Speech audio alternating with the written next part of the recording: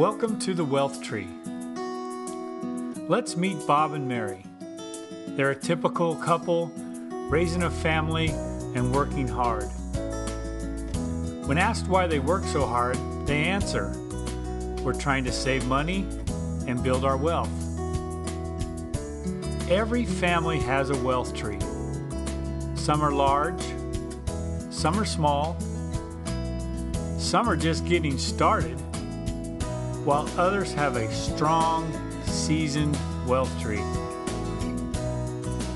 Every wealth tree has three distinct parts to it. The most important part of the tree is the roots. The stronger the roots, the stronger the tree. The roots stabilize the tree and protect it from the high winds and storms that may occur. They feed the tree water and nutrients and keep the tree alive. Remember, a tree is only as strong as its roots.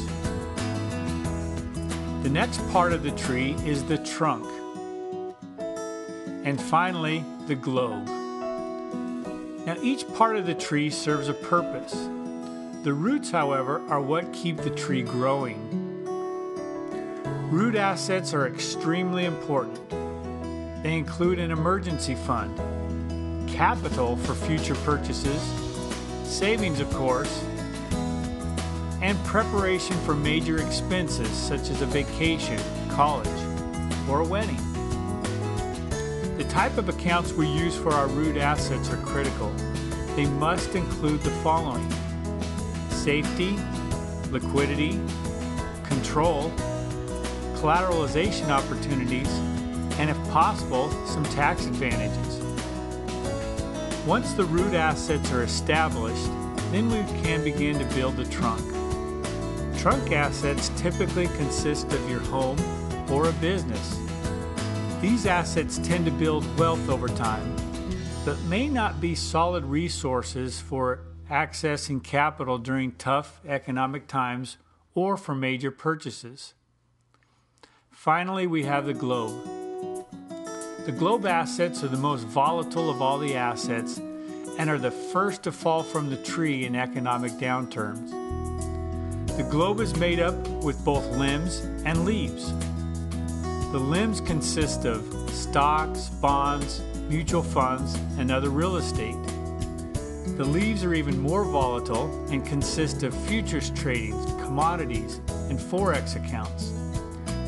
Now be aware, at least once a year, the leaves fall, which is very typical in these riskier investments. The problem is trees with shallow roots can be easily toppled during economic storms.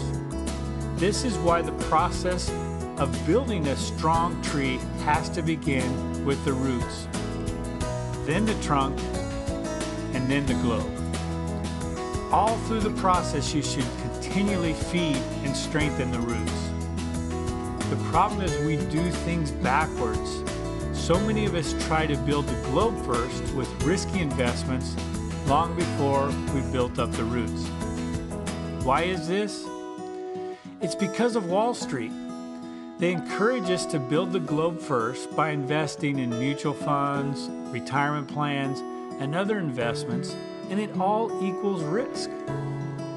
The roots need to be established and constantly fed to survive the economic storms.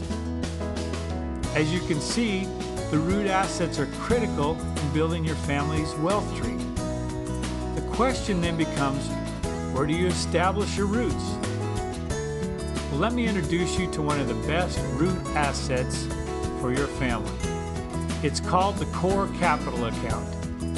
It's in our video series, so please see our video titled The Core Capital Account to learn more. But remember, to have a strong and healthy wealth tree, your roots must come first.